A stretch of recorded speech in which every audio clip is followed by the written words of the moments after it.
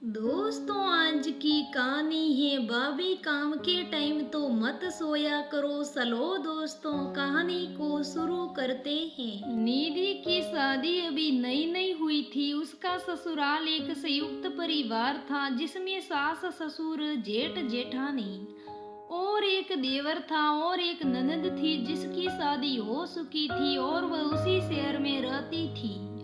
निधि के ससुर और जेठ का अपना कारोबार था, लेकिन उसके पति अमर कंपनी में जॉब कर रहे थे।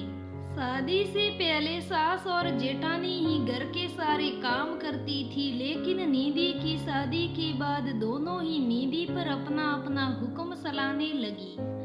लेकिन निधि को एक बात अजीब लगती, जब तक खाना बनता तब तक तो कोई रसोई में झांकने भी नहीं आता, लेकिन जैसे ही ससुर और जेठ जी का खाना खाने के लिए घर आने का वक्त होता, सास और जेठानी फटाफट उनकी थाली परोसने के लिए खड़ी हो जाती। अमर तो रात को ही घर आता था, लेकिन रात को भी ऐसा ही होता। एक दिन जब निधि के ननंद नंदोई आने वाले थे, तब सास ने खाने में क्या क्या बनाना है अपनी दोनों बहुओं को बता दिया और बाजार से उनके लिए कुछ सामान लेने चली गई। इधर जेठानी भी निधि पर सारा काम छोड़कर अपने कमरे को व्यवस्थित करने चली गई। निधि सुबह से ही घर के कामों में लगी थी, इसलिए उसे अपने कमरे जो कि ऊपर था उसे व्यवस्थित करने का समय ही नहीं मिला था।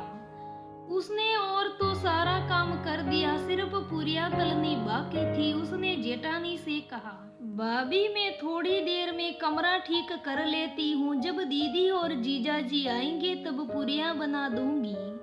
ठीक है, तुम जाओ, वैसे भी अभी दीदी के आने में 1 घंटा है, जेठानी ने कहा।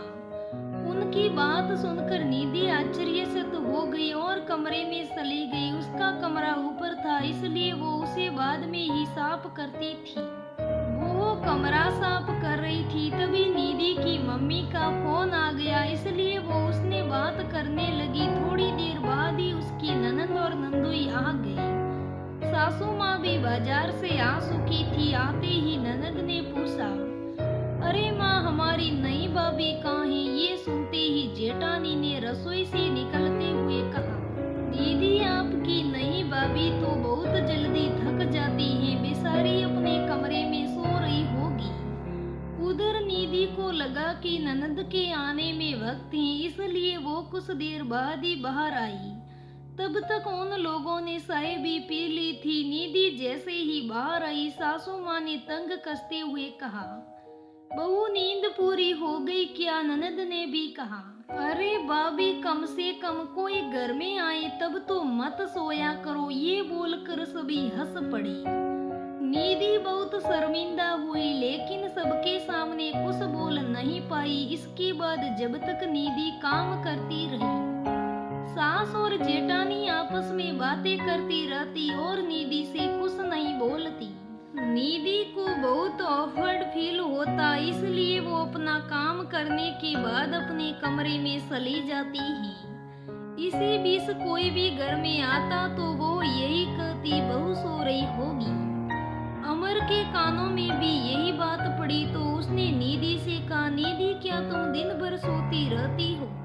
तुम ही तो कहती हो छोटी बहू सोती रहती है, फिर तुम्हें तो खाना बनाना चाहिए था ना, या फिर उसकी तरह तुम लोग भी सो रही थी। अब उनके पास कोई जवाब नहीं था, क्योंकि आज सच में बहू सो रही थी।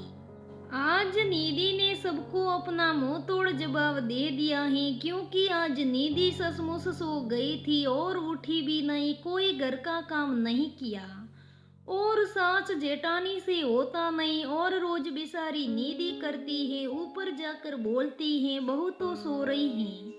इसलिए आज निधि ने भी सबको अपना जवाब दे दिखाया और सास और जेठानी के पास कुछ भी बोलने को नहीं बचा। दोस्तों, ऐसे कई घरों में होता है जो छोटी बहुओं को इज्जत नहीं मिलती, बहुओं को सिर्फ कोसने और नुक्स निकालने में ही रहते हैं। ऐसी जेठानी और सास सब घरों में होती हैं जो बहुओं को बहुत तकलीफ देती हैं। इसलिए दोस्तों आपसे निवेदन करती हूँ, जेठानी तो कोई बात नहीं, बुराई कर सकती है, कुछ भी बोल सकती है, उसको क्या लगता है। एक सास को तो ऐसा नहीं करना चाहिए, अपनी दोनों बहुओं में भेदभाव नहीं रखना चाहिए, अपनी बहुओं को एक समान रखना चाहिए। दोस्तों ऐसी गलत सोच वाली सासें भी बहुत बैठी हैं, जो एक बहुओं को ज्यादा प्यार देती है और दूसरी को अपमान देती है। इसलिए दोस्तों ऐसा नहीं करना चाहिए। बहुआं एक जैसी होती हैं, हमारी बहुओं को हम बेटियों की तरह रखना चाहिए। बहू और बेटी में फर्क नहीं करना चाहिए। लोग ऐसा बोलते हैं, मगर हमारे घर में बहू बहू में भी फर्क होता है।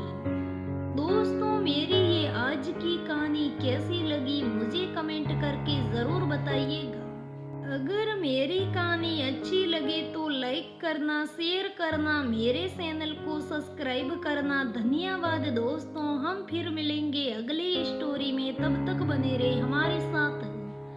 दोस्तों मेरी कहानी कैसी लगी, अगर कोई कहानी में आपको गलती लगी है तो मुझे कमेंट में जरूर बताइएगा। अगली बार मैं प्रयास करूंगी ठीक करने का।